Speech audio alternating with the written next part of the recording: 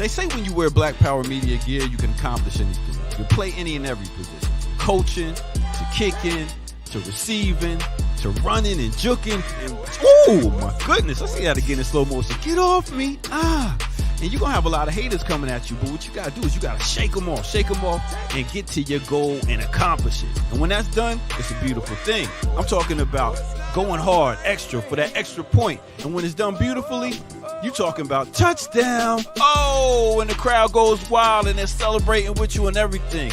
Man, let's see that again. Nice. Black Power Media, baby. That's how we do it. Now go to blackpowermedia.org and get you some of that gear. Empower yourself today. Yeah. I mix what I like, what I like, what I like, what I like, what I like.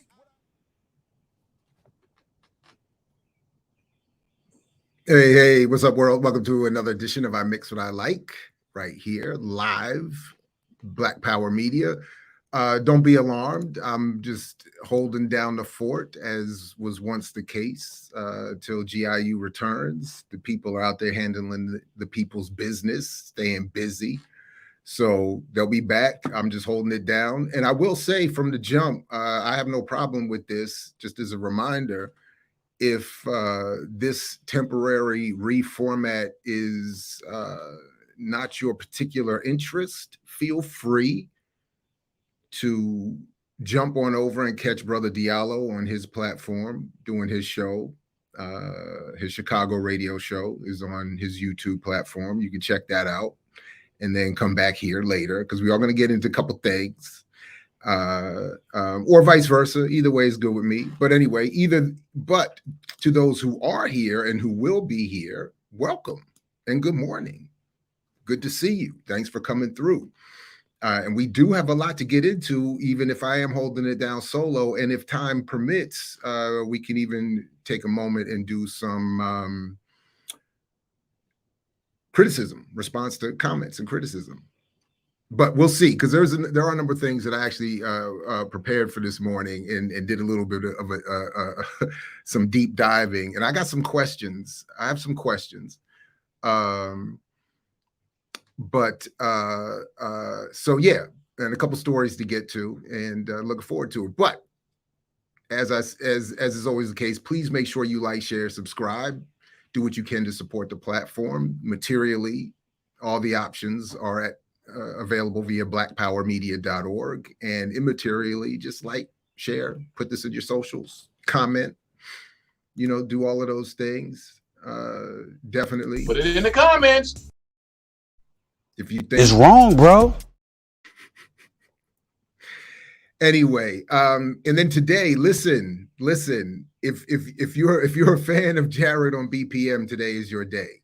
If you're not, come on back tomorrow morning when the remix resumes, because today I'm going to open up this morning, then come back, take a break, come back, and we got Ben Norton coming through from his relatively new platform, Geopolitical News and Views, to talk about de-dollarization, in particular his interviews with Michael Hudson, the economist Michael Hudson. Very interesting stuff. So I'm looking forward to that. And as I said, it's all love. Michael Hudson puts out a lot of good stuff. He's doing some good work with Ben, some very interesting economic stuff that I think would be great to add into the mix, pun intended here. And so we look forward to that. And then after that, come back again at 1 o'clock Eastern time, and we're having a discussion about Sudan. We got a strong expert coming through. I got my 00 Africans in the background helping out put this together. So it's going to be me here all day. And honestly, of course, I love it. But, and then I'm going to take a couple of days off, finish up my semester, and then come back for Earn Your Liberation, which is we were already talking about we might have to do a pop-up because it's already there's so much ridiculousness flooding in. We can't even keep up with it. So anyway, all right. So let's get into a couple things here.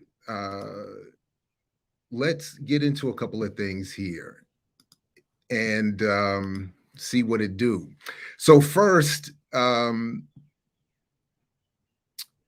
let me pull up just got some a new sort of heads up here about a political prisoner, and one we don't often hear much about. So let's start here with this from the Spirit of Mandela alert. An urgent health call-in campaign for political prisoner Ed Poindexter. Ed needs to be released to live the rest of his life outside of prison with his family. His niece Erica is now 52 years old and was an infant when Ed was targeted, stolen from his home, jailed, framed, and railroaded. Ed Poindexter's left leg was amputated below the knee in early April due to a lack of proper medical care. Ed has diabetes and receives dialysis several days a week. He underwent triple bypass heart surgery in 2016. Here's the contact information. I will... you know, I'm just realizing this comes in an e-blast. So I will put this link here from the Jericho movement in the chat now, and then I will put it in the link, in the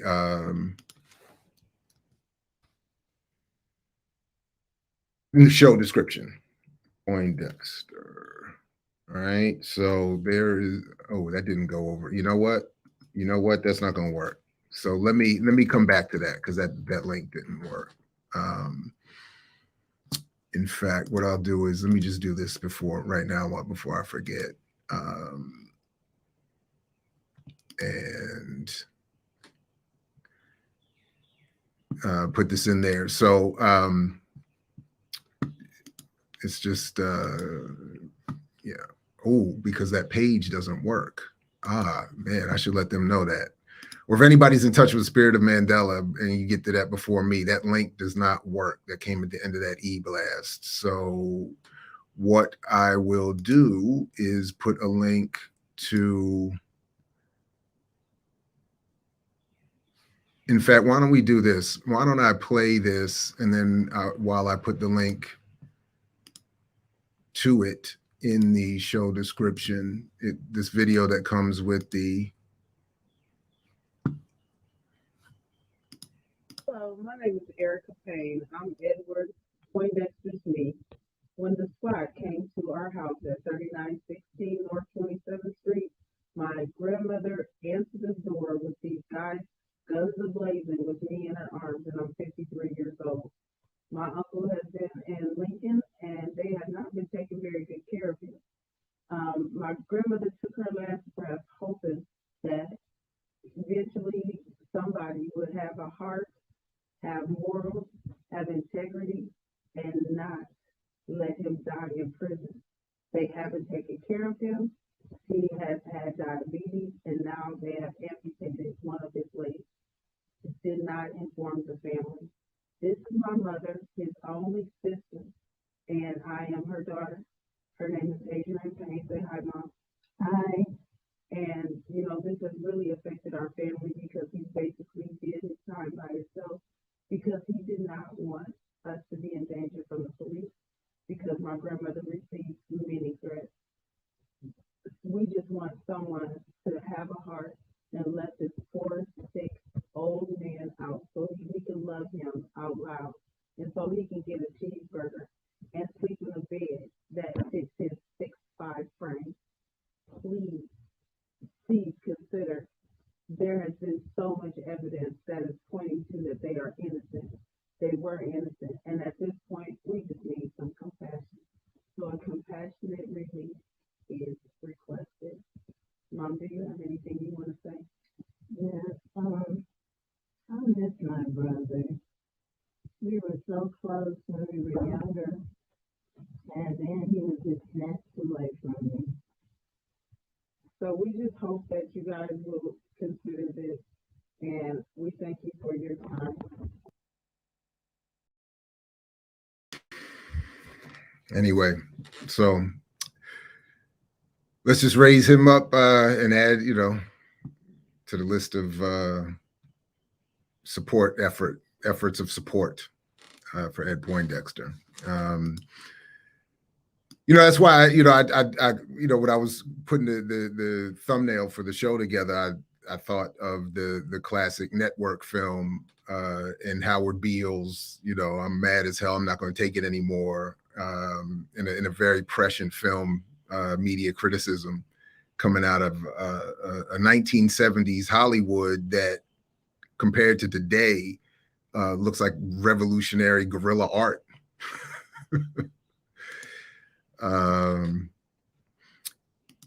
Yeah. All right.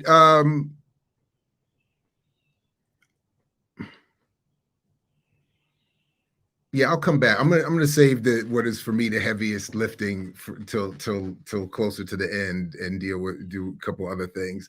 So, are you all someone? Someone put. We were talking about. So the other day I did a brief commentary on the Netflix controversy around Cleopatra.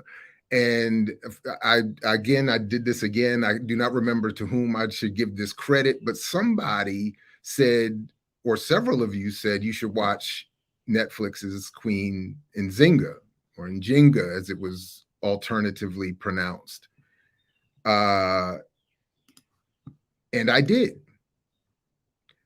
And I am going to say, yet again, we are living in a very complicated time where the Vernon philosophy needs as much reconsideration as possible, where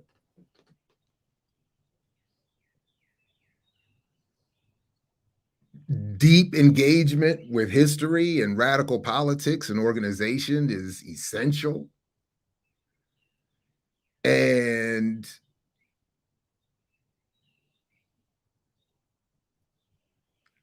in my notes, because I realized I found out that this was executive produced by Jada Pinkett, that I put Jada versus Vernon, because Jada did something here to the extent she deserves credit for it that is messing with me. Yeah, Yipper, Jada executive produced this. And as commercial media goes, I think we've hit another record. I think so admittedly, this is not my area of expertise, so there's probably a lot of details of the history that they got wrong that I'm just not aware of. But in terms of what they did in this semi-dramatized and semi-narrated documentary style 4-part series is, I think, remarkable. So just starting with the quality of the production, with the acting, I made a note that it was infuriating in parts because it was a reminder of how good media products can be, and then also terrified because it's a reminder of how good media products can be. And in the context that we're dealing with, that can be and is essentially, extremely dangerous. So I got to really continue to self-reflect what was done in here that got me.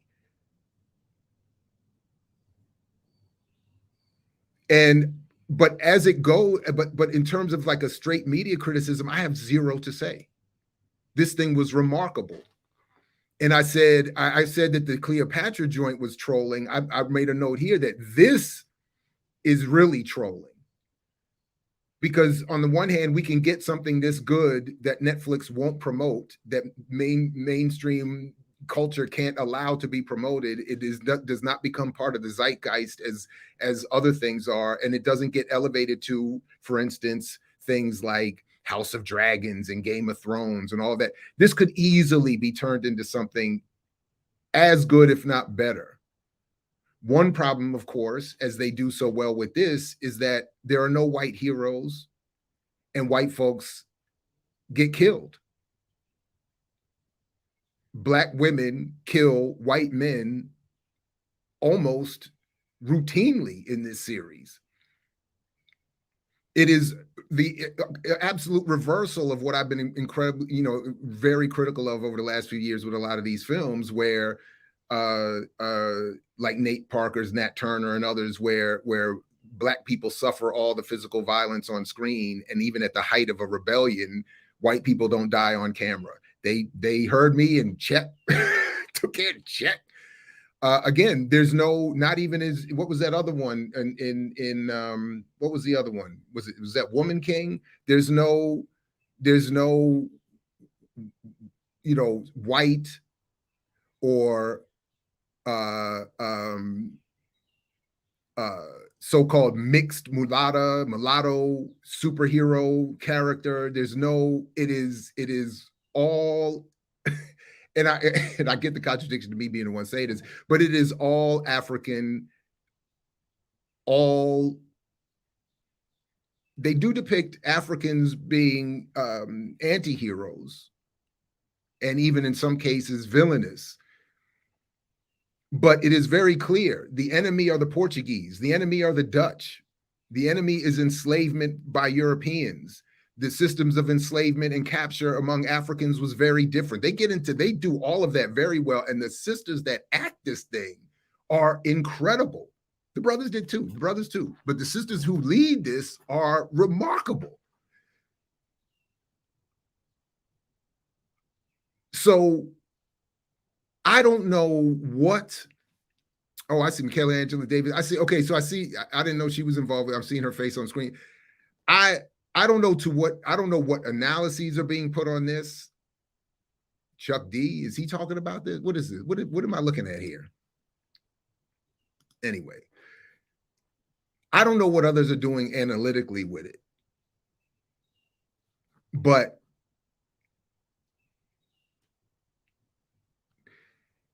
any class traders? That's a good question. That's a good question. Probably, you know what? It probably deserves another and other reviews. I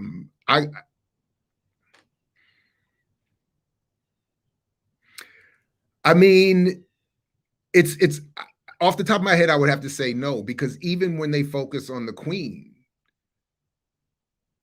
I mean, they do a lot. They do a lot with showing. Again, I think experts on African civilization and gender would have to get more deeply into this. I'd have to read more, or they'd have to be brought here. But they do some, I think, remarkable things in explaining and showing how women ascend to leadership, how leadership is gendered.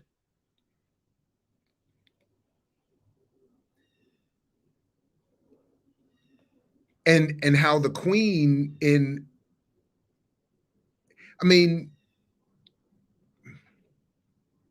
almost, now it's not quite class suicide, but in a way that threatens her own, well, it doesn't threaten her own stature. I guess I'm struggling with that. It's not so much that it threatens her own stature, it's that almost in a way to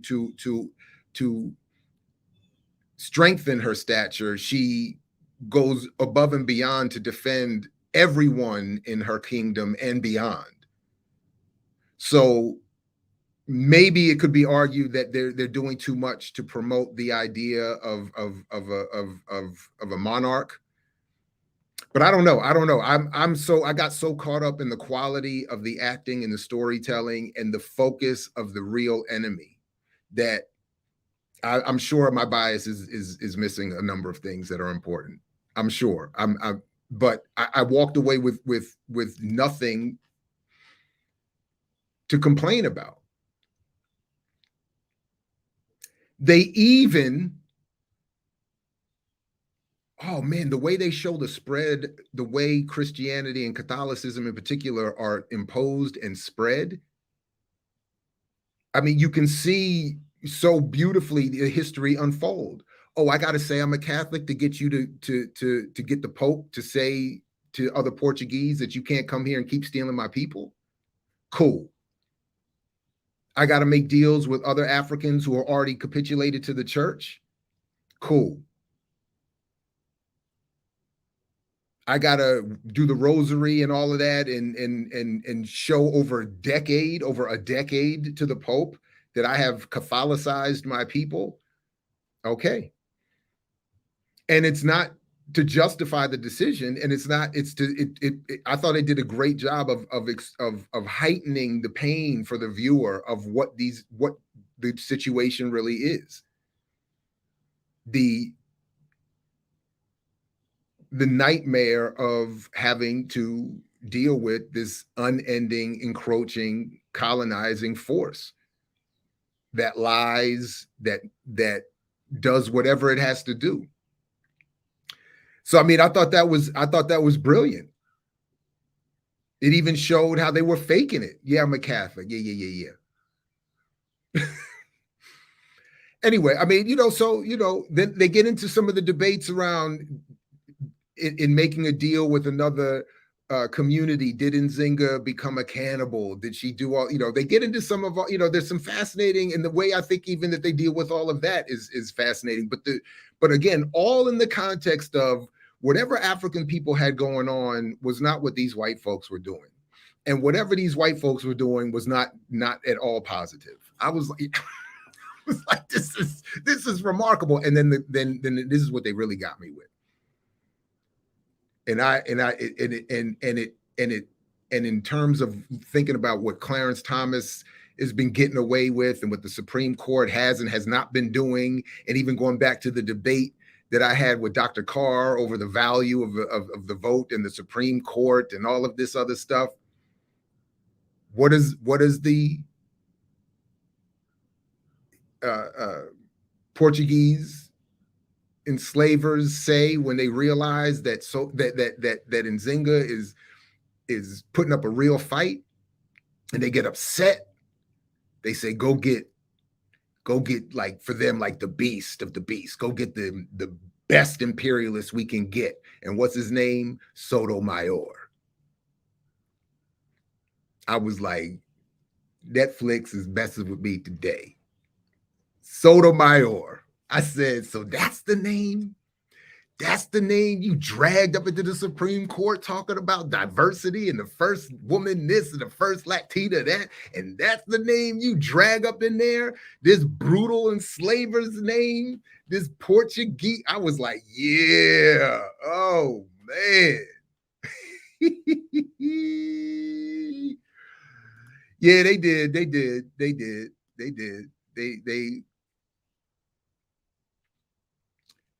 Yes, sir. I said, yeah. I was like, you know what I'm saying? I said, man, you didn't get the hell up out you. Yeah. But I said, they got me, man. They got me. You had me at hello. So I don't know what to do with this. Other than to say most people are not watching it or not seeing it. It's not part of the whole discussion. But this is sort of the point I was making about the whole Cleopatra thing. There's no need to make an argument about the trolling of casting a Black woman as Cleopatra when Cleopatra was not Black in the sense that we're thinking of, and in the sense of traditional Africa. But here's Nzinga, just one of many examples that we could point to if, in fact, so Eddie, I was like, yeah, it's a great watch, and I'm mad it was only four episodes, but there's so many talented African world actors and so many stories to tell. But I think that's the problem, unless they do like what they did with that Forrest Whitaker Idi Amin film, where they have to create fictitious white actors or characters. There's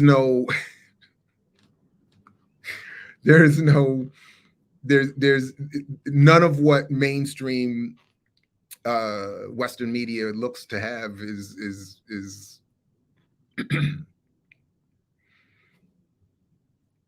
nothing there.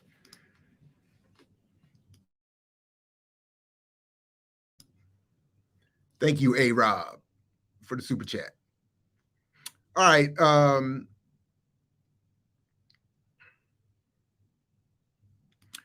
So, well, Cleopatra would have been something, she would have been, again, we're talking about Cleopatra the Seventh, as I showed in the timeline in that other video. I mean, we're talking about the Ptolemaic period of the Common Era, basically, of damn near the Common Era, basically. So what is that? 1,000 years, several hundred years, at least. Well, right, 332 BC is Alexander conquers. This is after the, after Persians and after Hyksos and after whoever had been running through, here comes the Greek line, the Ptolemaic line. And she's at almost the end of that. And I said Marco Polo in that video, I meant Mark Anthony, but she's, she's running around with them like that. So she would have been Greek, basically. So,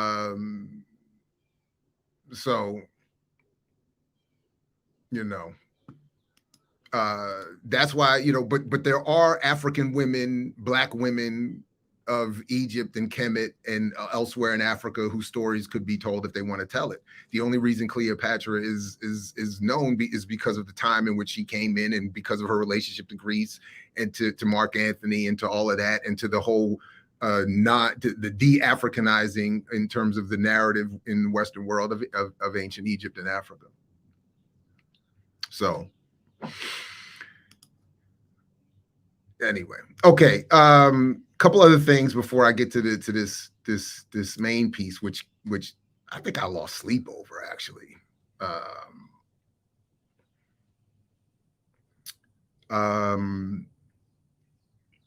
Just let's see here. I'll just go in order here. For those who are interested, Warren Buffett has made a statement on AI, which I thought was kind of funny. Him and his little sidekick.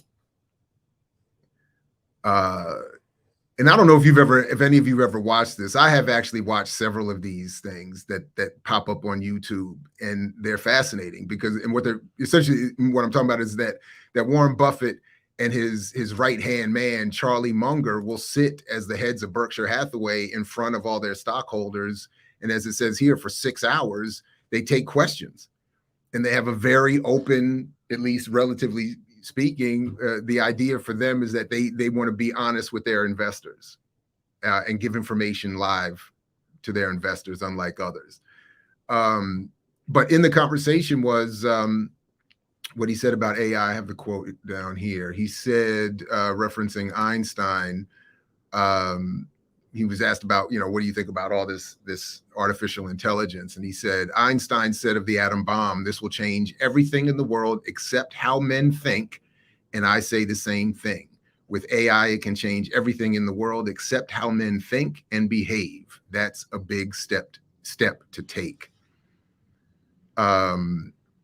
Munger's line, and if you've ever seen him talk, it sounds exactly, this is exactly how he would have put it. That he said artificial intelligence, that old-fashioned intelligence works pretty well, so he doesn't have a need for. Now, the reason I thought, primarily the reason I thought that was interesting is because it just was a reminder of something that I agree with, that technology doesn't change social relationships, it enhances them. So people are often encouraging that we look at new technology as something that will free us and change the world in terms of those relations, et cetera, and so forth. That's not what happens. So to that extent, I agree with both Einstein and Warren Buffett that the advent of this new technology did nothing to change the way men think. It changed the way they were able to impose their thought. It enhanced the way that they were able to impose their thought. So honestly, McGegermeister, I might have, and I don't remember. I've read a lot of Parenti over the years. I do not remember any of the details. So it might as well be that I'd never read it. And it's worth revisiting. So thanks for the heads up on that. I have read and listened to a lot of Parenti over the years, but if I don't remember it, it's like, I guess the tree fall in the forest. I don't know. So that was one thing, the Warren Buffett thing. This other story I thought was interesting too. Speaking of not changing relationships.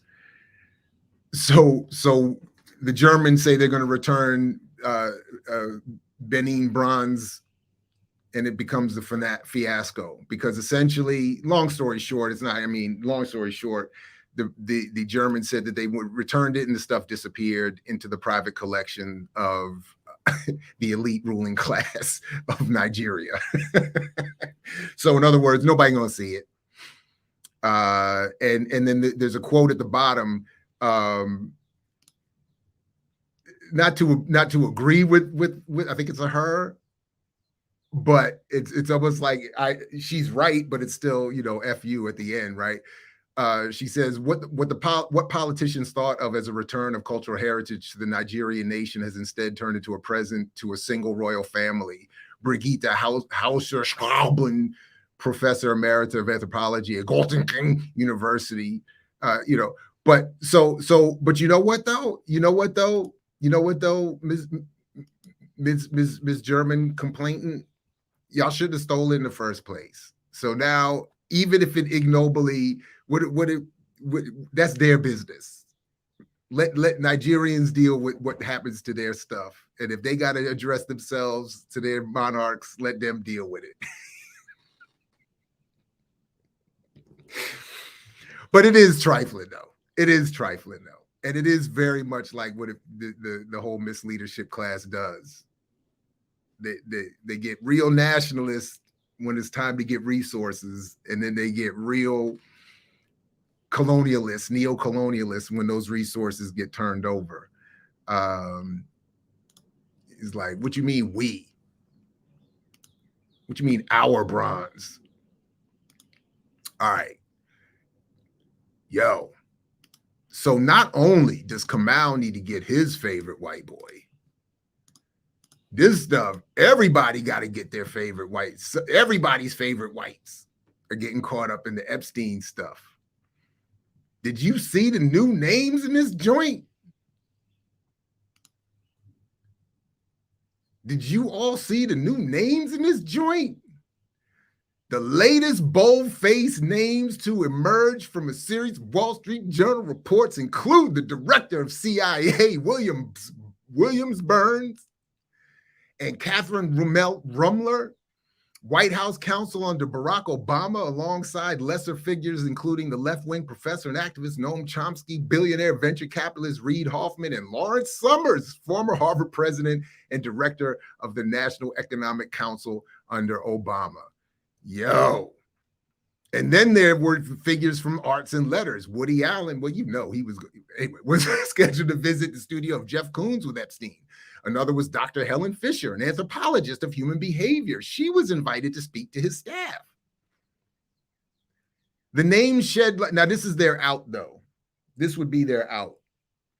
The name shed light on what Epstein, who killed himself in the New York jail in 2019, allegedly, was trying to achieve when he returned to New York after home detention in Florida in the wake of a sex crime conviction. Far from laying low, Epstein resumed his movements in global high society with a dizzying schedule of meetings, dinners, more meetings and gatherings, often at his now infamous townhouse in Manhattan. But Epstein was careful to keep the concentric circles that made up his professional personal lives separated. He wanted to be accepted in society, and he wanted his reputation cleansed, said one person familiar with the post-Florida conviction period.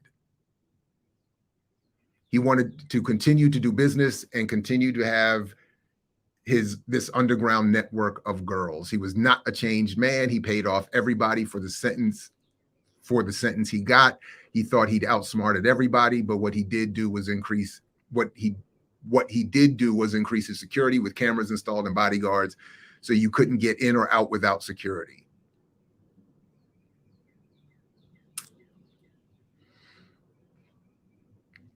Simultaneously, a lawsuit filed in U.S. District Court by an unnamed woman in the U.S. Virgin Islands against Epstein banker J.P. Morgan is not only dragging financial fat cats, including J.P. Morgan CEO Jamie Dimon and former Barclays CEO Jess Staley, but also Google co-founder Sergey Brin, Hyatt Hotels chairperson, and this is a name we're going to come back to in a moment, Thomas Pritzker, American Canadian businessman Mortimer Zuckerman, and former CAA talent agent Michael Ovitz toward giving depositions under oath. Man, oh man. Where is the WikiLeaks drop on that? That's why they put Assange in jail to stop the flow. No, I'm just playing. Free Julian and free them all. Anyway, I'm like, that joint was hilarious. So everybody was up in that joint. Everybody up in that joint. Yeah, anyway. I thought that. Oh, when 94-year-old Noam Chomsky was asked about his relationship with Epstein, he responded, "First response is that it's none of your business or anyone's. Second is that I knew him and we met occasionally." Lawrence Summers said he had deeply regrets being in contact with Epstein after his conviction. So wait a minute. Let me pull that up there so you don't think I'm making that up, so I don't get Kamal mad at me. Chomsky really said it's none of your business. And we met occasionally.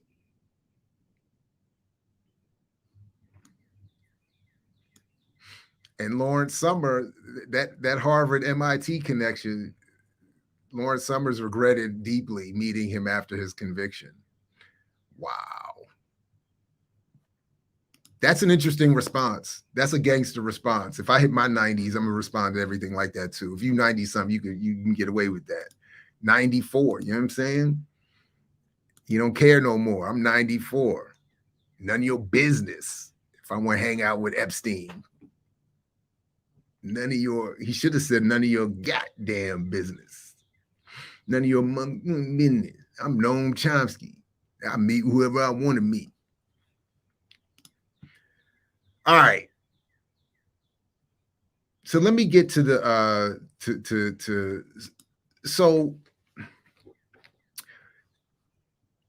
I want to start here. I want to come back again in the temporary absence of my comrades to the piece that Kalanji and Professor James co-authored, Slave, Rebel, or Citizen. Abolitionist Rochelle McGee, Cinque McGee is the country's longest held political prisoner.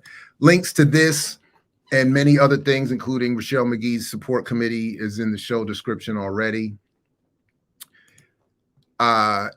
And I'm still want to wait for that, to see if we're all going to come back and do a more deep dive into this piece. But I'm just going to continue to highlight a couple things here. And there's two pieces in this that I want to highlight in particular. First, well, I guess three, because I just in reminding us that once McGee chose to situate himself as those among those colonized and enslaved and as a rebel, he pit himself against the state as a non-citizen, is at least my humble interpretation. And that's why he lost the citizenship rights that were afforded Angela Davis and maybe some others, and why he's still locked up. So that's one point. Another point is made here by Claude Marx, and shout out to him in the Freedom Archives. And again, the particular point of reminding us once again that this is in the context of enslavement, slave rebellion, and anti-colonialism. Claude Marx, an advocate for McGee, asserts that abolition must seriously address anti-colonialism, slavery, and slave rebellions in order to ally with the incarcerated, who, while fighting for their lives, support communities that leverage mass movements into magical moments, enabling the public to better see police and prison corruption and brutality.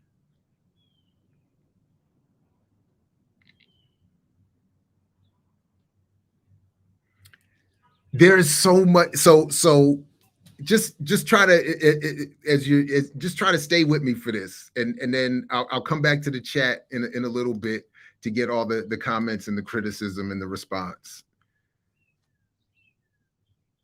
Colonialism, or rather anti-colonialism, slavery, and slave rebellions, in order to ally with the incarcerated, who, while fighting for their lives, support communities that leverage mass movements into magical moments, enabling the public to better see police and prison corruption and brutality.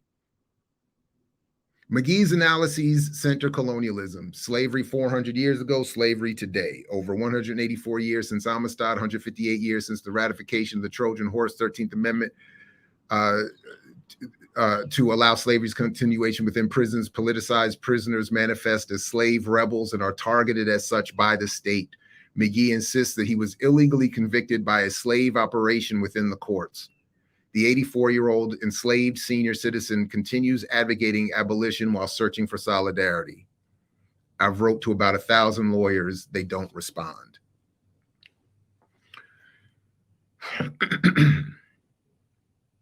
So,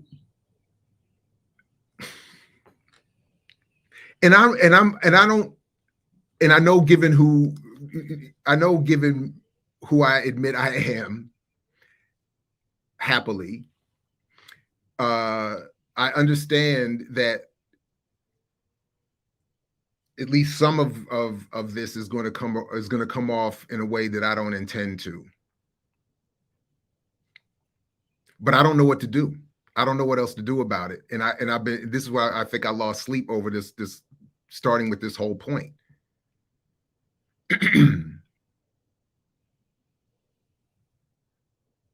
We do have a problem. I'll even just acknowledge my own participation and complicity with the problem of not being fully allied with the incarcerated, and even tacitly, even accidentally, even despite an attempt not to, supporting communities that leverage mass movements into magical moments.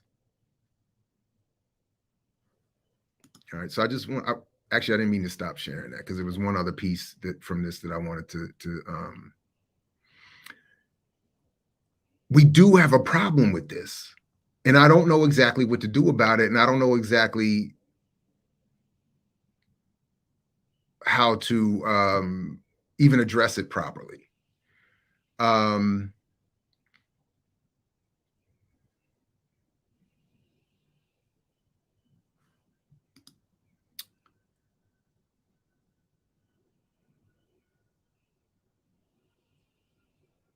So, and I've talked about this other part that they referenced a little while ago, but Joy James and Kalanji really wrote this beautifully. 7 months after MAGEE's birthday event, this is in reference to something I think came out last year, PBS posted a video called How an FBI Poster Became a Black Power Symbol, in which Angela Davis and other academics discussed the FBI wanted poster for Davis's arrest after the Marin County courthouse tragedies. Of course, that's what got Jonathan Jackson killed and Rochelle MAGEE incarcerated, or reincarcerated. The video garnered over 400,000 views compared to the roughly 400 views for the MAGEE birthday virtual event. The PBS video opens with images of harried white prison guards. One photo prominently features a black guard aiming at the van with hostages, and the visual menace of black imprisoned men and a teen in resistance wielding guns. The video does not mention the names of those who died or who shot them, prison guards. It also fails to name MAGEE and to recognize that Davis's former co-defendant is still incarcerated. Also disappeared is the fact that the FBI's COINTELPRO program, along with the local police and prison guards, targeted Black Panthers and prison rebels, not Davis. Her flight from California, when police sought to interview her about the use of her weapons prompted the FBI pursuit 10 weeks later. Davis and her companion were arrested without agents drawing their weapons.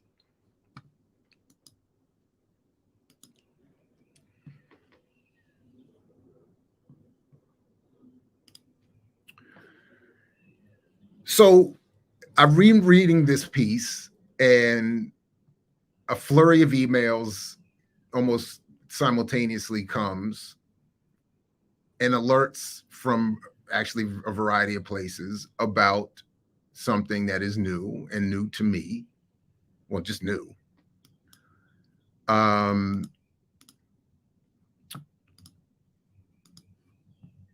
The new, and folks, I'm just going to beg your forgiveness in advance, because again, this is not going to be smooth and is going to require some probably revisitation and some criticism directed back at me as well. But Hammer and Hope, a magazine of Black politics and culture, recently published, put together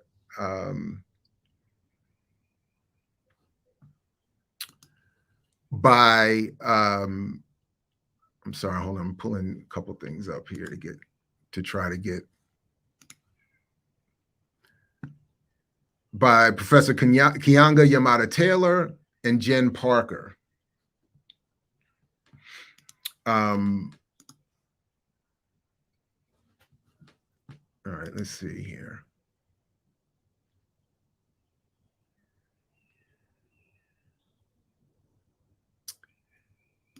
And as they say in one of the introductory pieces, the name Hammer and Hope comes from, as Robin Kelley explains himself, as a reference to his classic Hammer and Hoe, Alabama communists during the Great Depression.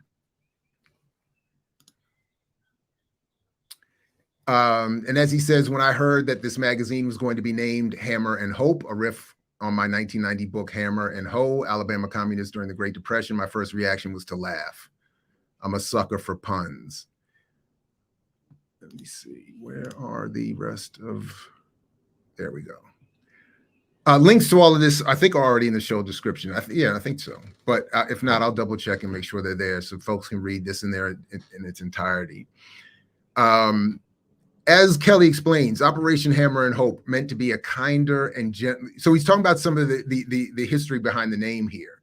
And he's making an important reference to the 1988 LAPD operation that was launched called Operation Hammer, ostensibly, as he says, there to address gang violence in South Los Angeles.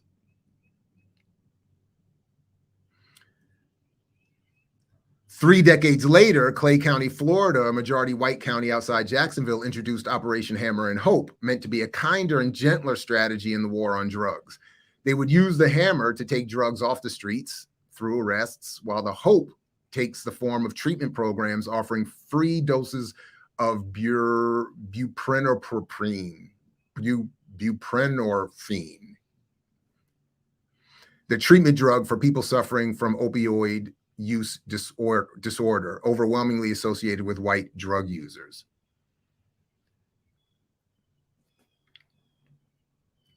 Our Hammer and Hope has a different goal. Our hammer will smash myths and illusions. Our hope, it is not the false optimism of liberals or the fatalism of armchair revolutionaries or the pessimism of pundits waiting for the end of the world. James Baldwin understood hope as determination in the face of catastrophe. I can't be a pessimist because I'm alive. To be a pessimist means that you have agreed that human life is an academic matter, so I'm forced to be an optimist.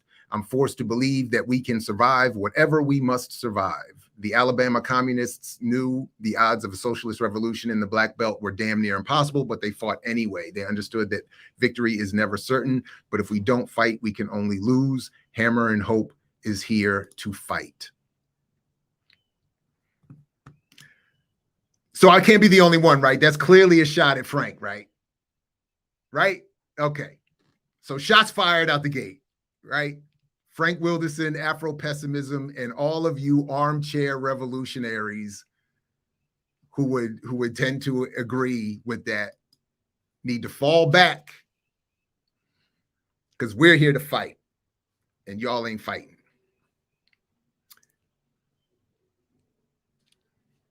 Again, I'm gonna say it, I'm gonna keep saying it.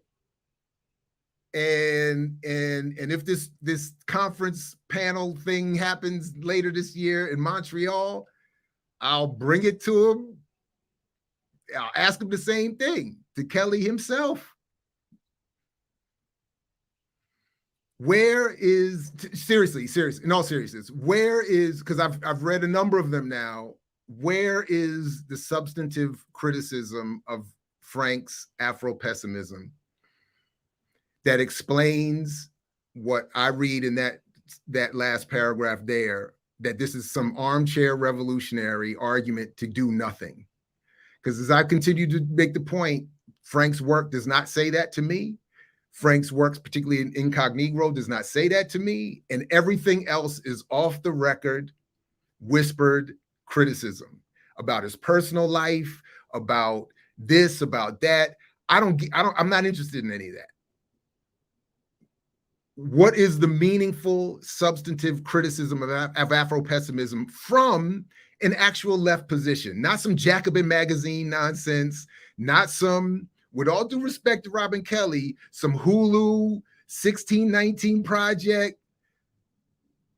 Like that can't, for me, that can't be where the criticism is coming from of Frank and Afro-pessimism, who in all of his work, with me directly, with others directly, advocating every form of militant resistance possible. He advocates it openly, advocates every form of radical unity possible, advocates it. He's critical of where it may end up. He's critical of what may need to be checked at some point, but always encouraging struggle. I would need evidence I would need to see the data that shows all of the all of the youthful interest in Afro-pessimism has somehow worked against political struggle, because I don't see that either. So I'm just like, what, and those critiques ignore the fact that Frank has been constantly supportive, openly advocating for and working with political prisoners and their freedom. So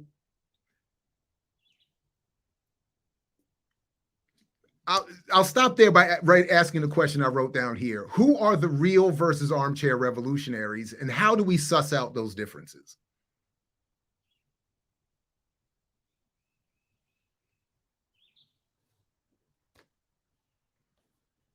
I'll just leave that. I'll leave that there. Maybe we can come back to that.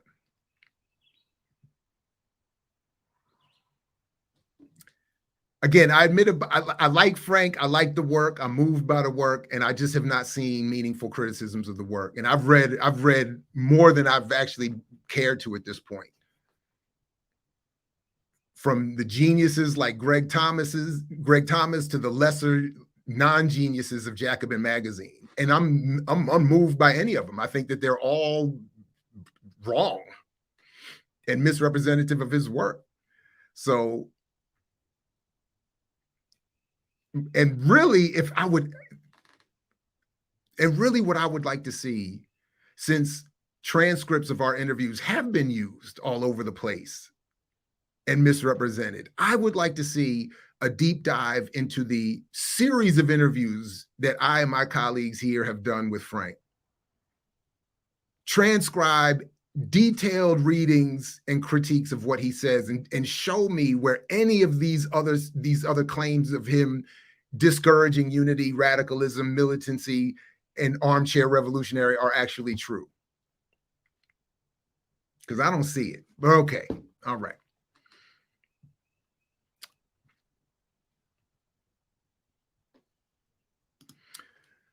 All right. coming back to one of the other stories about this launch of this Hammer and Hope. So we got a little bit about the name. This Nation magazine piece by Danny McLean. This new magazine aims to be a home for the Black left. The thousands who were mobilized by George Floyd's murder need a place to debate strategy and stay engaged. Hammer and Hope wants to be just that. Oh,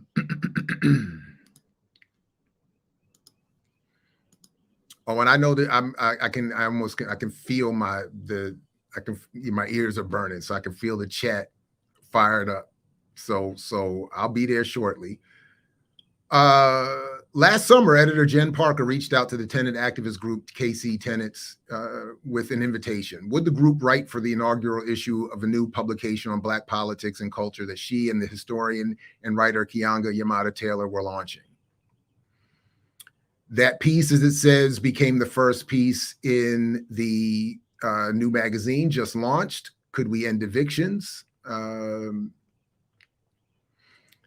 Again, the link to this story is in the show description as well. So if anybody wants to read these articles beyond what I'm showing you here, and we can always come back and have more discussion of this, which I think needs to happen anyway. This can't be the end of this. So I'll just get it started, so to speak.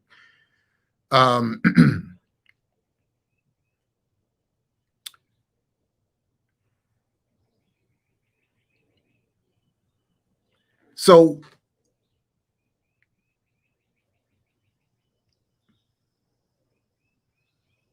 the argument was that there needs to be another Black left publication or a new Black publication that's Black left publication that's going to marshal the energy post George Floyd. Months into the pandemic, George Floyd was killed and millions of people responded by flooding into the streets to demand change. After that period of mass protest quieted, the question became how to not have the totality of the political energy that had been generated just thrust into the Biden presidential election and then the Georgia U.S. Senate races, said QueenNjinga Yamada Taylor, a contributing writer at The New Yorker and former contributing opinion writer for The New York Times. Ideally, organizations would have to have developed easy to access on-ramps so that those who mobilized through direct action could find political homes and stay engaged, she said. We didn't see that developed.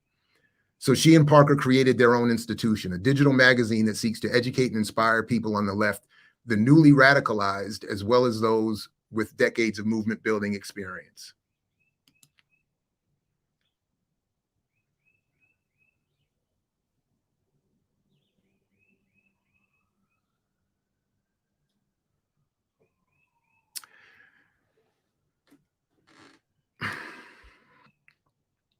Taylor, who was also professor of African-American studies at Northwestern University, is among the scholars whose work has been removed from College Board's curriculum for advanced placement African-American studies. The removal of her book, From Black Lives Matter to Black Liberation, came after Florida's Department of Education, with the support of Governor Ron DeSantis, blocked the teaching of the course in that state.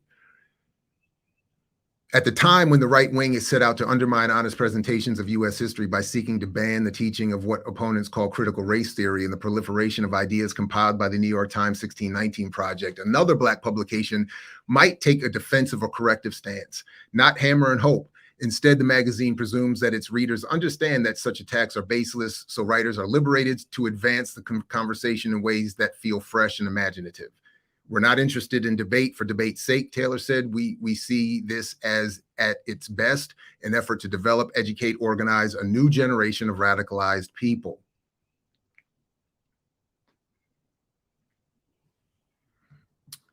Parker edited, so both of them had New York Times experience. I think that's,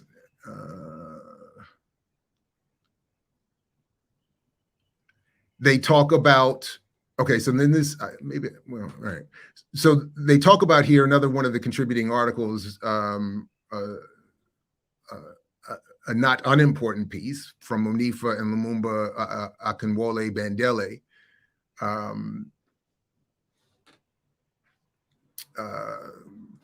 who are with Malcolm X grassroots movement of long times, you know, like almost like a first family of Black grassroots politics.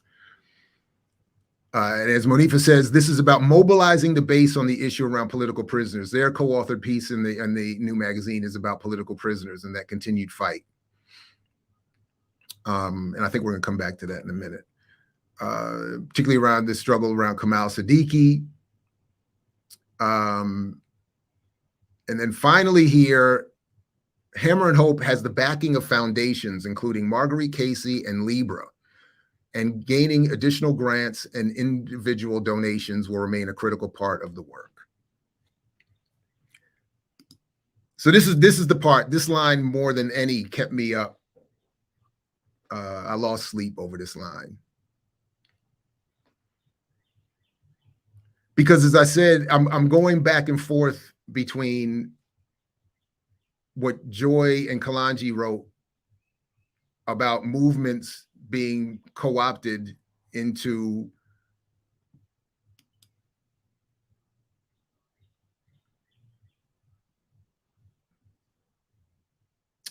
I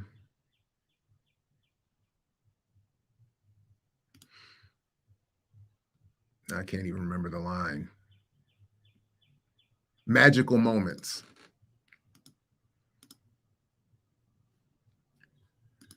Look, so you know, so my first thought was, well, among my first thoughts were why, what void is Hammer and Hope actually filling? I even wrote a note saying, you know, where is a Black Power media in relationship to a venture like this? If the goal is to advance Black radical politics, Black left politics, to capture youthful energy and not have it be co-opted by the Democratic Party or the Biden campaign or Georgia Senate races.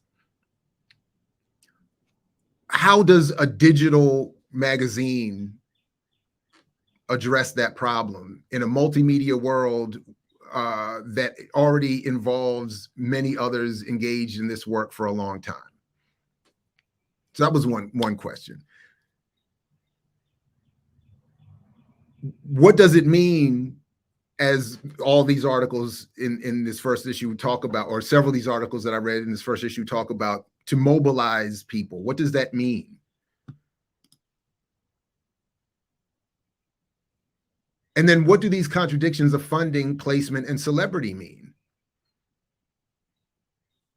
Relatively speaking, Robin Kelly, Yamada Taylor are celebrities who are, I think, as did Kelly, taking shots at other left efforts, proclaiming, I guess by distinction, themselves as actual revolutionaries as opposed to armchair. And in reading these articles, they don't address any of the fundamental questions that I would have. That is, what do we actually do?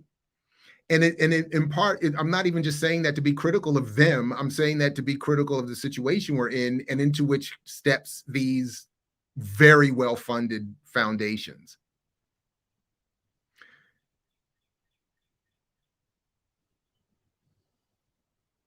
What does a digital magazine do to advocate the release of political prisoners?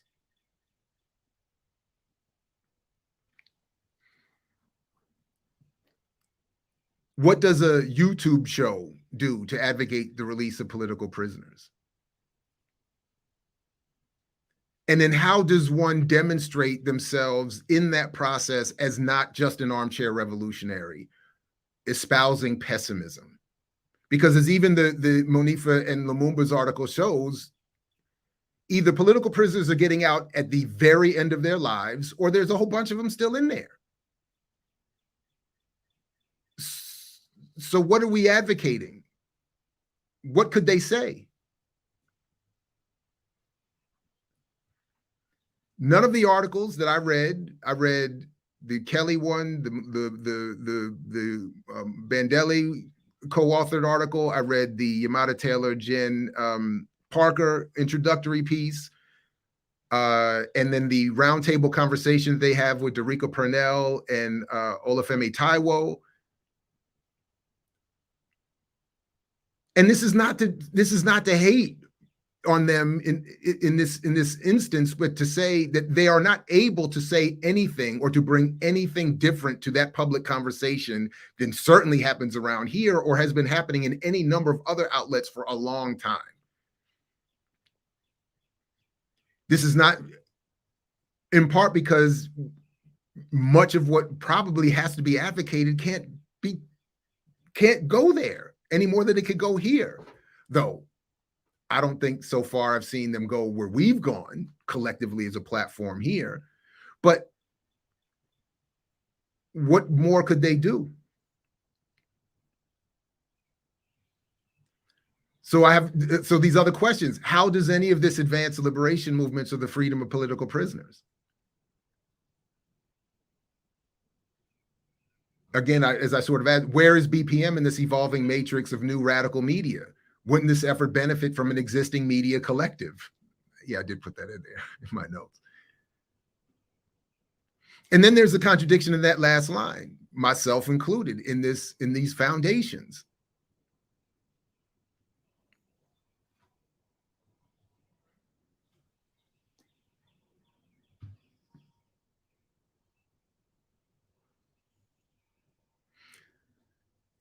I didn't know this because I've never been around these foundations. And until I got that Freedom Scholar Award, I was, other than the name and what I've associated in maybe one or other, media, I think in terms of funding some of this media or that media, I'm not that familiar with the Casey Foundation. But there's a little bit of an odd history in my initial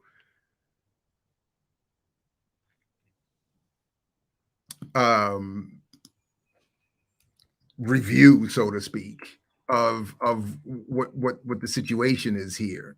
And it involves a history of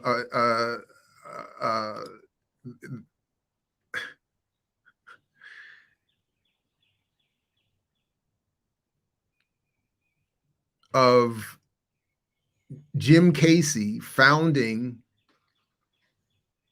the Annie E. Casey Foundation to honor his mother in 1948 to help disadvantaged kids in their home near Seattle.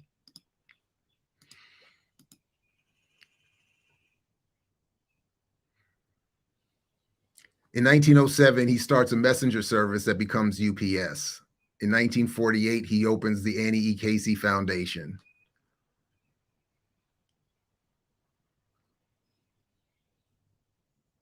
And the goal is to help get foster kids permanent housing is the point. So a lot of involvement in, as some might put it, the movement of Black children from one place to another.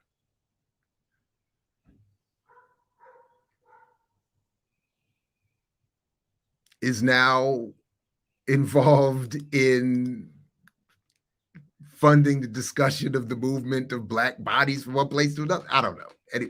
So that's one thing. That's one thing. Regardless of the history that I'm just really starting to learn anything about anyway, is the just the general problem with the model that we have of how do we fund what we need funded? How do we sustain people in jobs obviously needing work? How do people make use of crevices in these systems to do work that might not otherwise get done? How do resources get marshaled from these institutions to the people? All of these things, But as I made a note here, it's one thing to give unfettered grants or awards to individuals with no strings attached as sort of an honor for work already done. And it's quite another to fund and to be a leading funder of what is to be new leading outlets for Black radical leftist thought that is meant to move and energize youthful movements into radical positions, some of which to free political prisoners.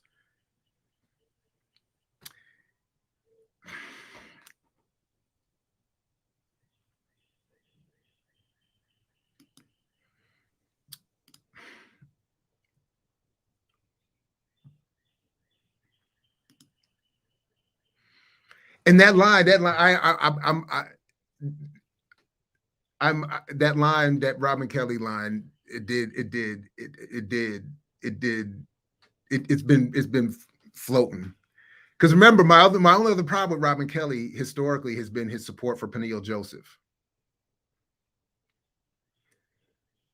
And I still think that's a tremendous error to platform people who to this day are leading spokespeople on the history of Kwame Ture and Black radical, Black power, Black history, but who have a decidedly anti-Kwame Ture politics, who don't have any interest overtly in militant struggle, freeing political prisoners. They're not interested.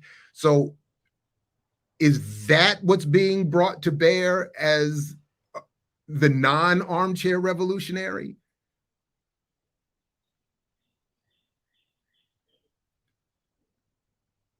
To get very well. Now remember, the launch of this magazine has already got written up in The Nation magazine. It got written up in Teen Vogue.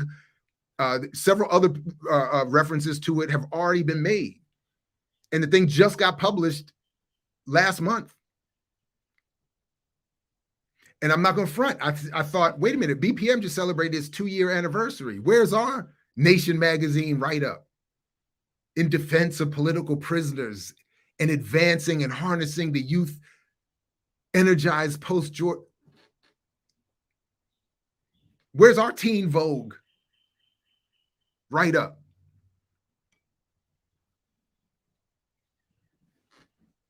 So some of it is that.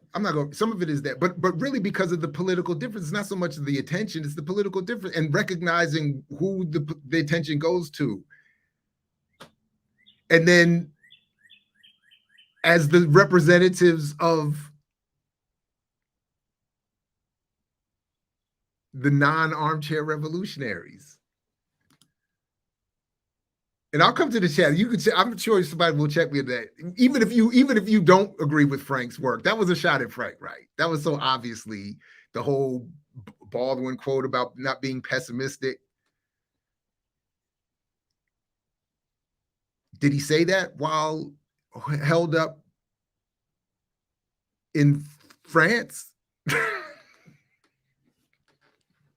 No, let me stop. That's terrible. But seriously, all jokes aside, and all hate and all whatever aside, seriously, but I am serious though. Like, what can be done here, and what does mobilizing really look like? Seriously, like how does this effort advance, and how does this effort advance? Is it? And if there is a distinction or difference, what are they? All right. So that was so the Casey was one thing, and maybe it's my own contradiction in getting an award. Maybe I don't know that I didn't continue, but that wasn't the full rabbit hole that I got stuck in last night, because there was another part. Because as mentioned in that Nation piece is the Libra Foundation, and I am a Libra, so I thought that was interesting. And boy, oh boy, was this not my thing. This was not my thing. What is this here? All right, so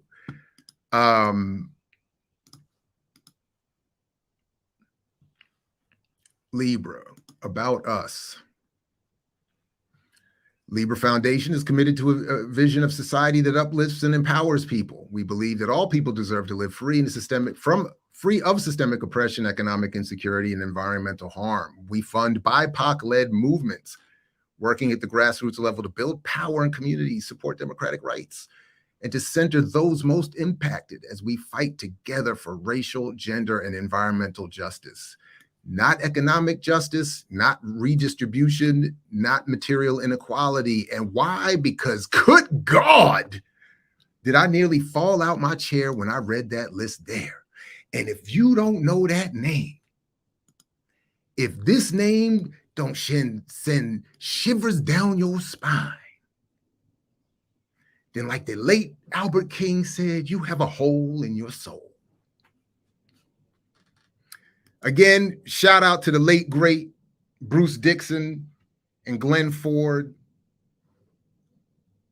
who put me on back in the early aughts to who these fools were and are, because these were this Pritzker family, the prized supporters of the early Obama rise to fame. Chicago-based and real estate billionaires. So I said, ho! I said, somebody call Grady. Goop, goobly goop. The Pritzkers. And then I smiled and said, she.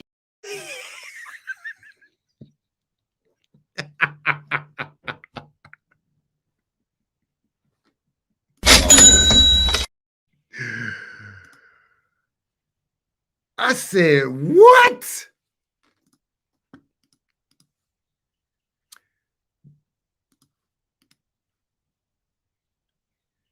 Nicholas Pritzker, an American real estate and venture entrepreneur, chairman of the board, the Hyatt Development Corporation. Where's that other link at? The Pritzker family. An American family engaged in entrepreneurship and philanthropy and one of the wealthiest families in the United States, staying in the top 10 of Forbes magazine's America's richest families since it began in 1982. Look at this list here. Look at all of this money. Money. And look, down here, little old Penny. Obama administration, Secretary of Commerce, and an American billionaire. That was the name. I said, Penny Pritzker. That was, so the Pritzker. And look at that. Oh! Penny.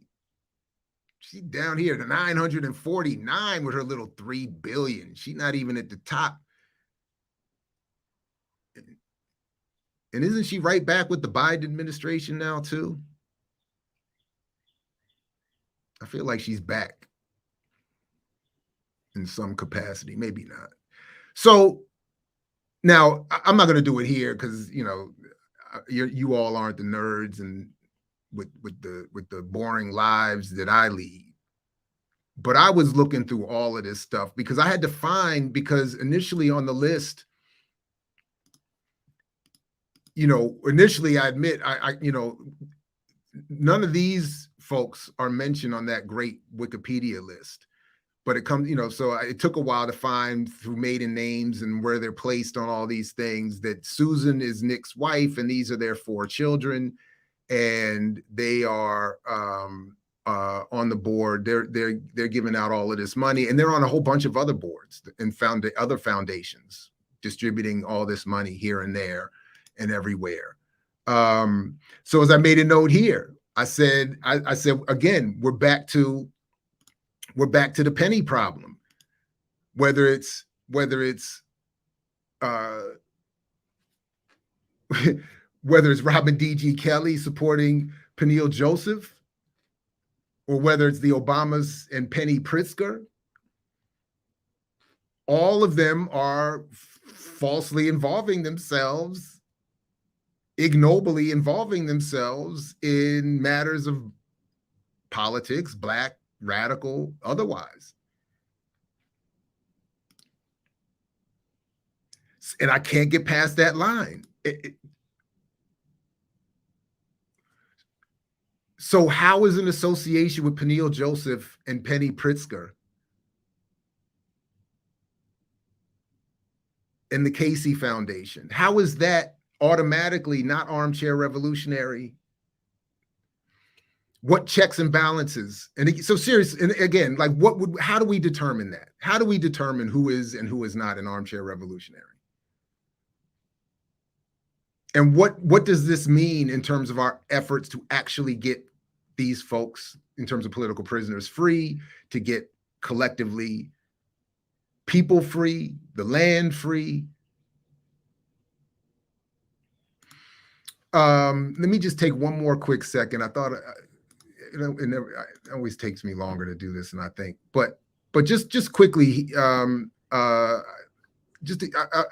and again, please do not take my word for it. We have to have more of this conversation here and elsewhere. But when you read, so like this here, after the uprising, what is to be done? And this is sort of what I was talking about. This is the round table. Olufemi Taiwo, Fan, all of these are my fellow Freedom Scholar awardees. You know, I didn't get called to that meeting, by the way. I wasn't called to the Freedom Scholar meetings at all, by the way. None, not even none, literally not one. But definitely not involved with any of these plans to build these platforms. You know, but really, again, all jokes and everything else aside, they raise all of the issues we would raise.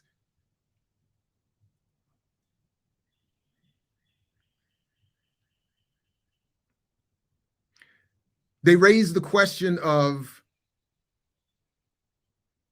well, all the contradiction of what does mobilizing mean?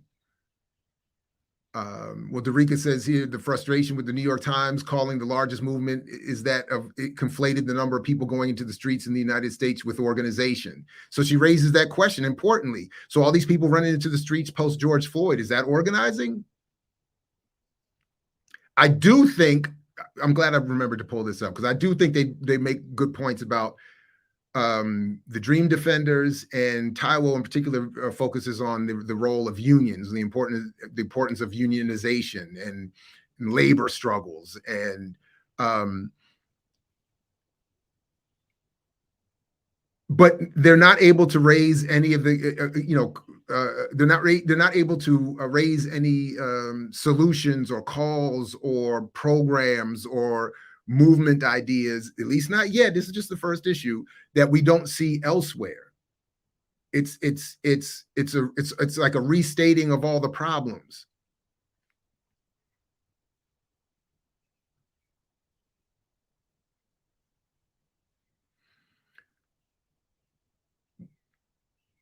What do we do with resources? What do we do with you know, as who's talking here? Derica's still talking here when she says, and now the new people who are in the streets have to figure out how to fight for causes when Democrats are in office, because there's a lot of that, anyone blue will do, but how do we hold them accountable? Now, again, I don't remember exactly who said what and when, but it's always a struggle for me to read stuff like this, because every time I go and I'm there or I see other people in those spaces raising questions about not supporting a Democrat, we keep being told that this is a fascist rise. This is the most important election ever. We have to hold on. We have to vote for the lesser of evils. We have to, so I don't know, they don't raise it here, and I don't know what Hammer and Hope has in store for us in terms of addressing that particular question, in particular with some of the folks gathered so far in this first issue. I'm not aware of any of them ever advocating some leftward move beyond the Democratic Party. Now, again, that I'm very happy to be checked on that. And maybe that's somewhere where we're headed, but it just seems like, once again, we're hearing the same thing we hear after the election of another Democrat. But we can't just vote for whoever is blue. We got to be more critical than that until the next election, and then we get brought right back to that. So I'd be interested to see what kind of intervention this new digital magazine can have on that particular question. Is Taiwo right here when he says people talk about policing more and in more charged ways than 10 years ago? Is that true? It might be true.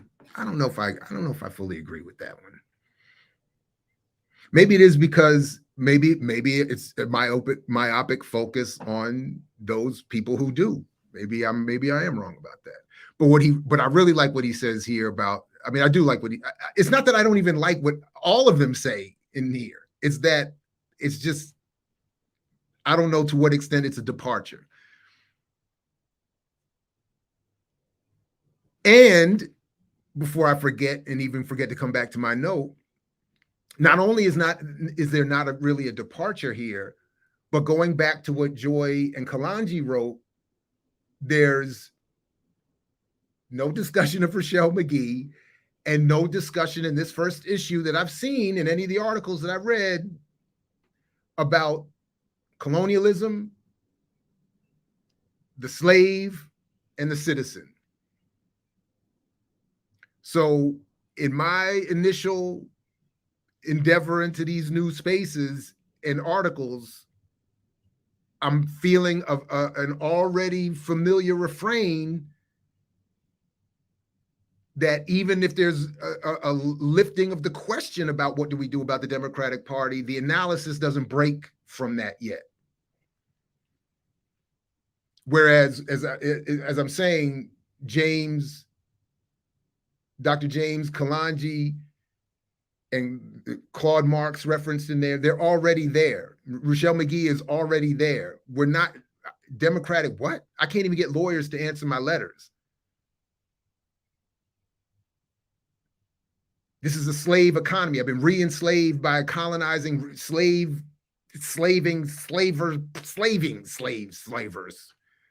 So anyway, but I did like this. There's still a question of who decides what the issues importance means and what systemic responses are going to fly. Unions are one example of organization. If those demands, meaning if the unions aren't met, they can respond by withholding something that the people on the other side of the negotiating table want and need, rather than just writing clarifications insisting that the other side has misunderstood why people were picketing or what defund or abolish really means. And I agree. If we're more organized, we can do more militant things that extract more concessions from those we're opposed to. And we don't have to just have discussions about what defund and abolition means. Okay.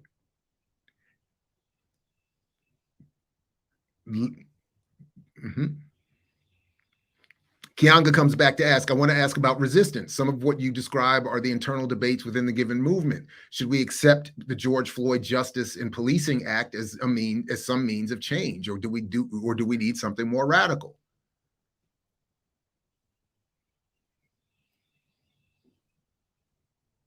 Darika says we need a legal strategy, but we need mass resistance of everyday people. Taiwo comes back. It's worth pointing out that what we've seen on the right are just the latest outcomes of an extremely long-term organizing strategy. Darika, you mentioned the takeover of the courts. The Federalist Society started incubating the legal careers of the people who would control the Supreme Court decades ago. For at least one justice as early as the 1980s. ALEC, the American Legislative Exchange Council, formed in the early 1970s, has been laying the groundwork since then to mobilize police violence against the exact kinds of protests that Manuel Esteban Paez Terán, also known as Tortuguita, a forest defender who was killed by state troopers in January, and comrades were doing in Atlanta against Cop City. The right wing is just ahead of us by decades, not just by dollars. But what do we do, Kianka asks.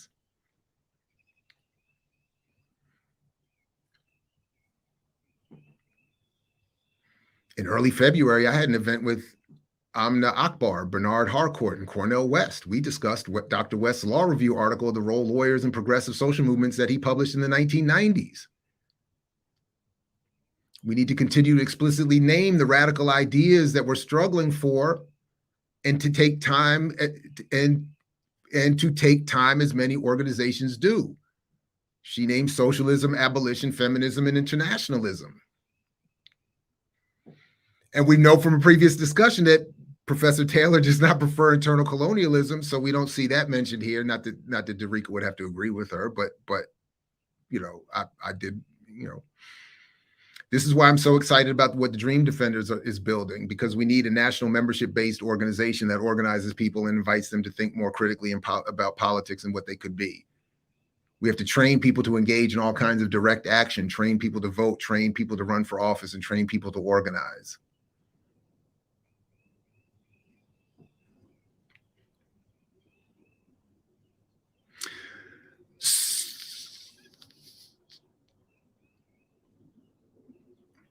And then we get, right, symbolic Black visibility is not Black power, as Kwame Ture used to say. And, so in other words, really what I'm saying here is that discussion, as important as it is not any different than I think we would have seen in the Nation magazine for all these years, or any other, outlet. So I'm not,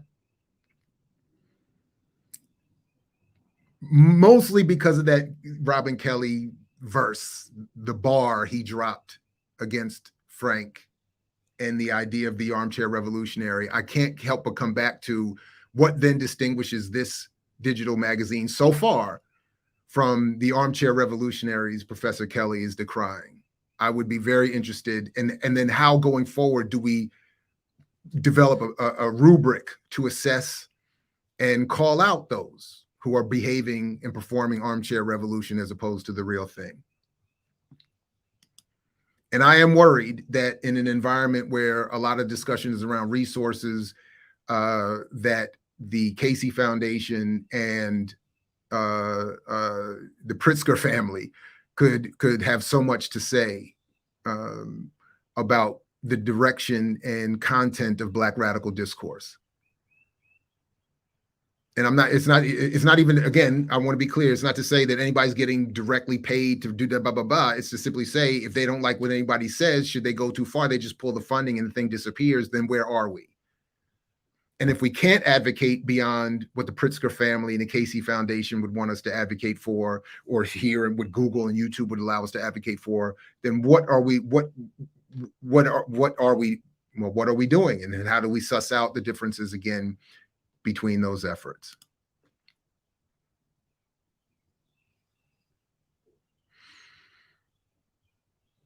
Okay, I think that's it.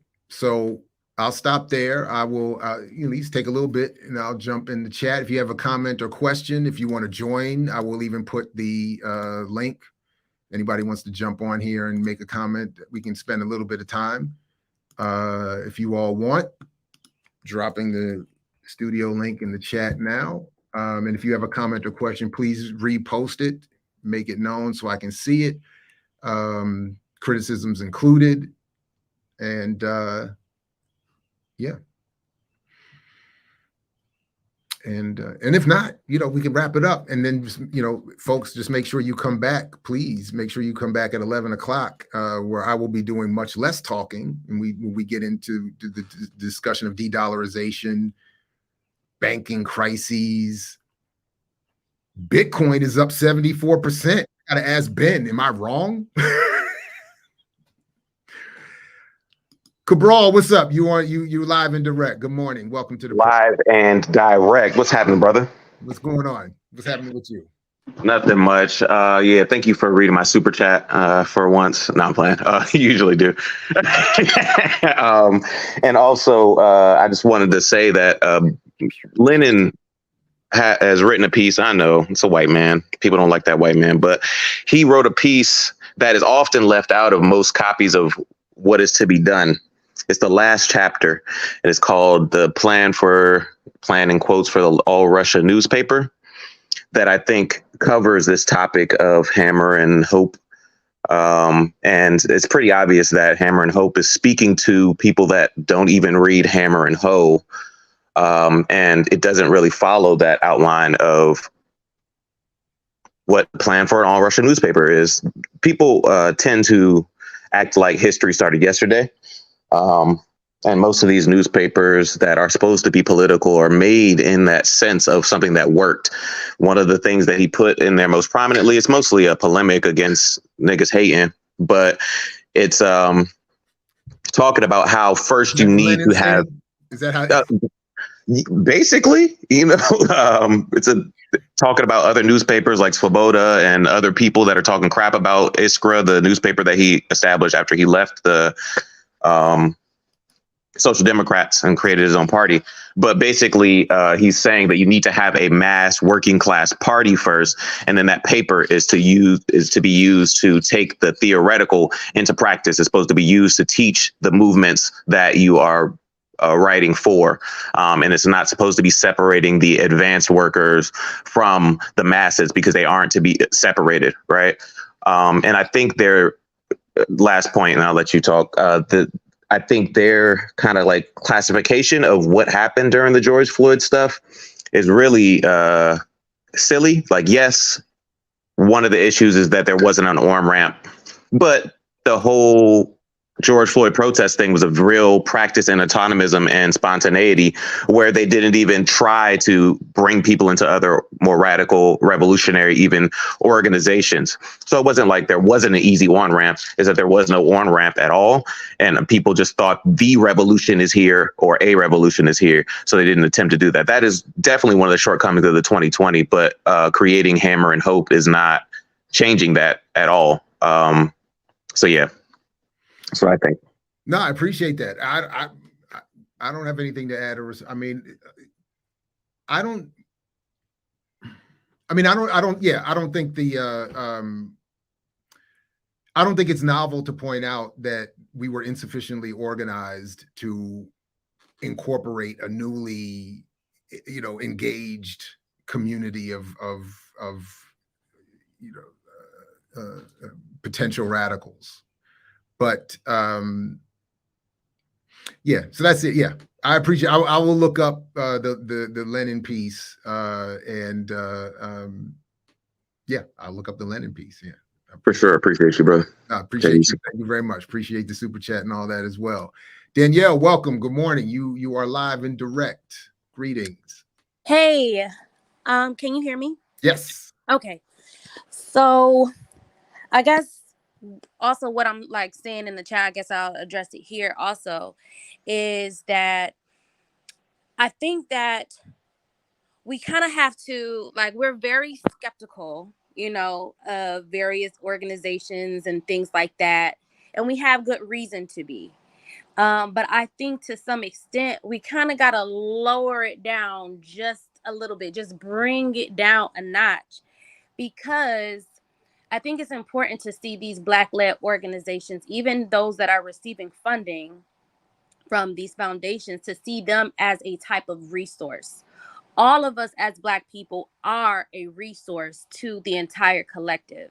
And as long as they're kind of pushed to the, I don't want to say pushed to the margins, but to a certain extent, they're left out there and seen as well, you're a part of the problem. You're receiving funding from the state that there's clearly going to be strings attached, and you're not going to be able to be truly radical in your efforts, as opposed to leaving them out there to bring them into the fold, to actually reach out and try to do. I think there needs to be a type of organizing of organizations, of Black-led organizations in and of itself. That is the best way to eliminate the need for Black-led organizations or individuals who seek to create their own kind of organization but because they're not receiving the support they want, or they don't have the resources they need, now they are left to have to go to the state to apply to these particular things. But if we were to actually organize ourselves, have organizations organize each other, organize themselves, then we will be able to create the type of infrastructure where that type of thing is not needed.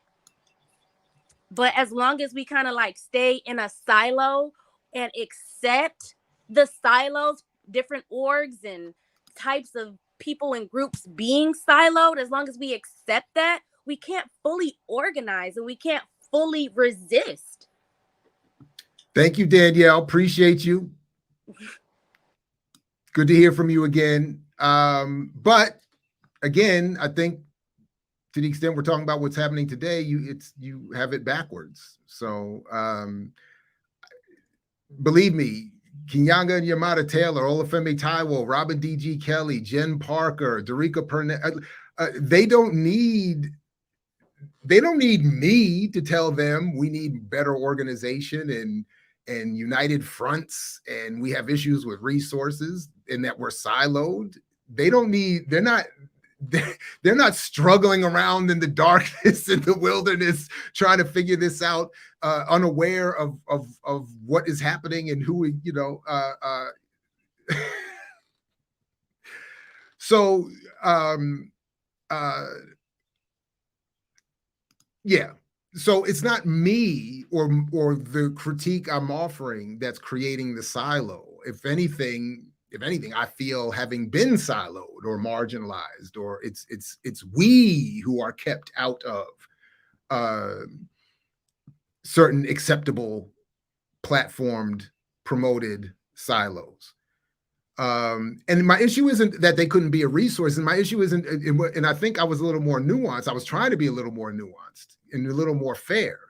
So it's not that I'm just attacking them as the problem. And I'm not attacking them at all, to be specific, but I'm not saying they're the problem and I am and we are the solution. I'm saying that, and if anything, my issue isn't people struggling to get resources and to do good work. My biggest issue, as I keep repeating, is that line that Kelly wrote that for me is the headline of almost my entire problem with anything, which is when, from my humble perspective, less radical perspectives are becoming the norm and the defining narrative and the definition itself of radicalism. So that's why I'm saying, if Robin Kelly and HammerAndHope are the antithesis to the armchair revolutionary pessimists,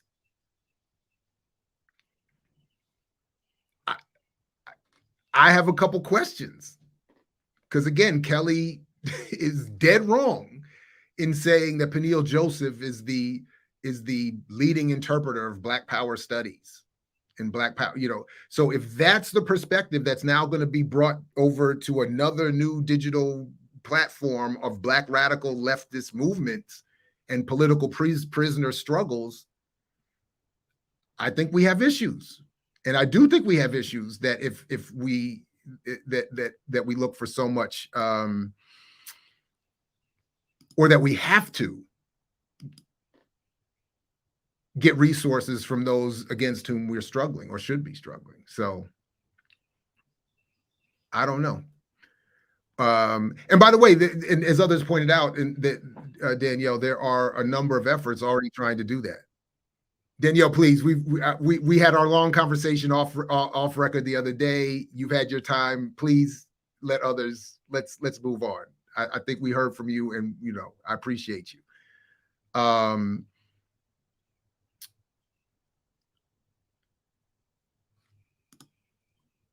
Let's see. Again, thanks for the super chat, Rob. Did you ever find that article? I did find the article where she got the white woman got the $500,000 to do a work on Black women in the academy, calling it Cleopatra. Yes. Yeah. Sounds of St. Elsewhere. You are right about the work of AP itself, not necessarily encouraging people to do nothing, but there are definitely people out there who use AP to argue a certain form of abstentionism and quietude. No doubt, no question. But again, like Kwame Ture said, you don't judge Christianity by Christians any more than you judge socialism by socialists. So you judge them on their principles. So pick an ism and show me where there aren't fake feminists running around claiming some radicalism while they promote a vote for Hillary. Show me, an Afrocentric who isn't running around in the dashiki talking about Black capitalism. Show me a Marxist that's not running around here talking about, I don't really care about, national liberation, and I'm really only interested in, in a great white world. I mean, in other words, there's always somebody doing something dumb with the ism. And what I'm saying is the critique of the ism can't be whispering to me, well, I don't like what Frank, you know, me and I don't like me, or writing false claims about what Frank's work does, even misquoting our own interview.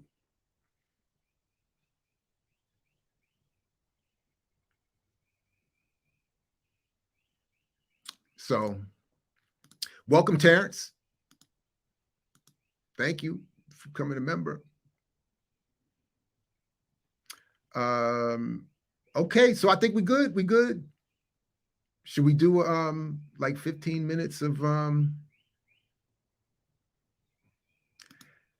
It does though. See, this is my point. Frank is very clear what Afro-pessimism is and what it isn't. It does lay out principles. It lays out principles of criticizing the absence of humanity offered to African people by all groups of people. So again, you don't have to agree with them, but he does lay out principles and he makes his argument. And I just, again, anyway.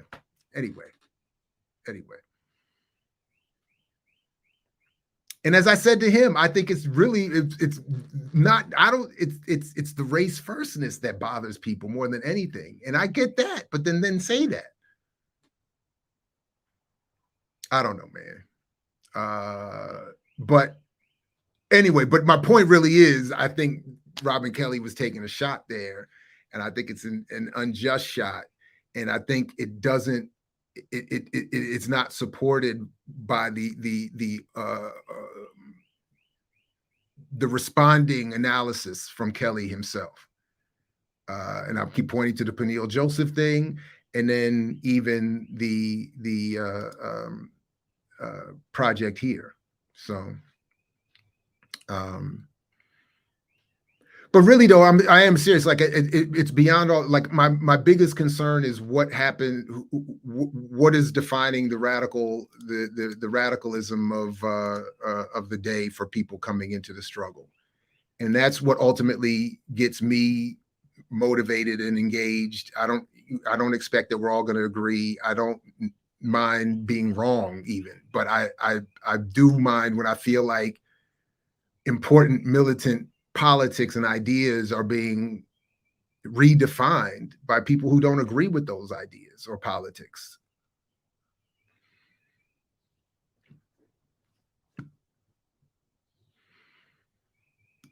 No, I'm good. I'll take your word. I'm not interested in listening to the whole bunch about DeSantis. I can't. I'll have to get something more distilled than that.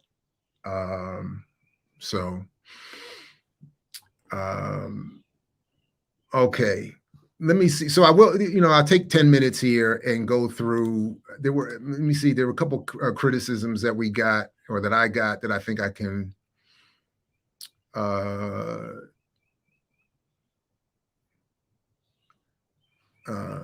like these ones here, like these.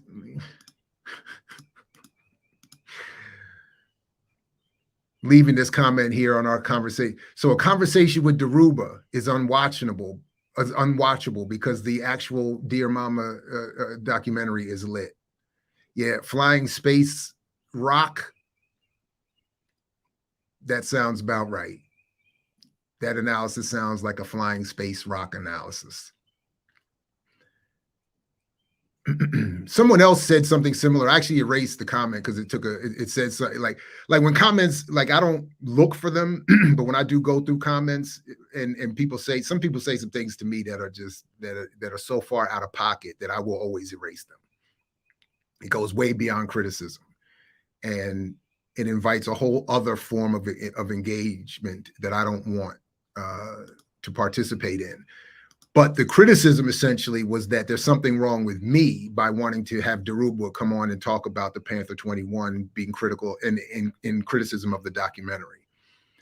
And so I'll just simply say that these are not analyses All right. So I'm at least offering an analysis. Daruba's definitely offering an analysis. And these kinds of comments that, and then the ones that get erased that just say really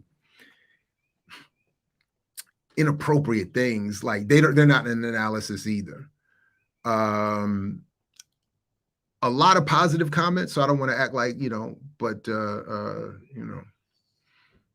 and I'm just looking for the ones that were, and maybe there aren't any, I don't know. So, a lot of support for the Ashanti. Ashanti actually enjoyed, we gotta have him back on again as well. He sent me some literature to read too.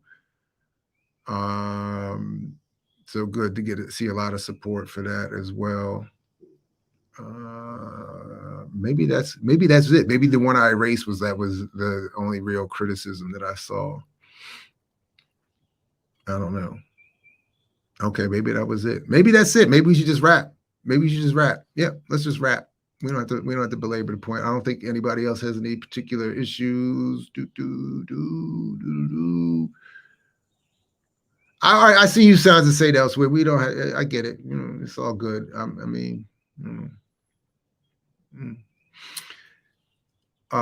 right, good people. I appreciate you coming through. Let me hold it down for GIU and the morning slot here on BPM. Please come back in about an hour or so for the Ben Norton conversation. Please come back again at 1 p.m. Eastern for our discussion about Sudan. We're gonna get.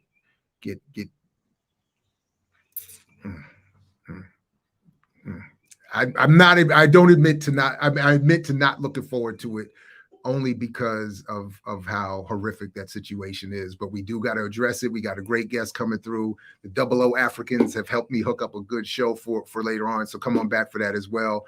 And yeah, BPM all day. Appreciate you. Thank you very much, Shaniqua. Peace to everybody. Only if you're willing to fight for it. Catch you here next time on our Mix What I Like it throughout the BPM platform. Back in a couple hours. But as always, peace. Peace, peace, peace. Only if you're willing to fight for it. Catch you next time. I mix what I like, what I like.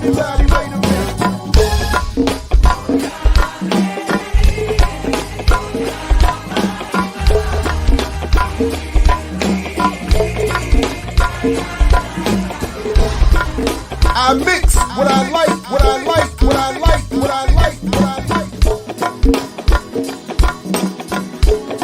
But everybody, wait a minute.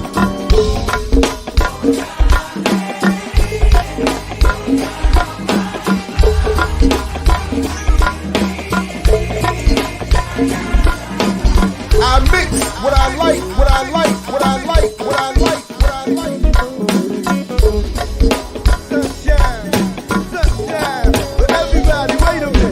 I mix what I like, what I like, what I like, what I like, what I like, what I like.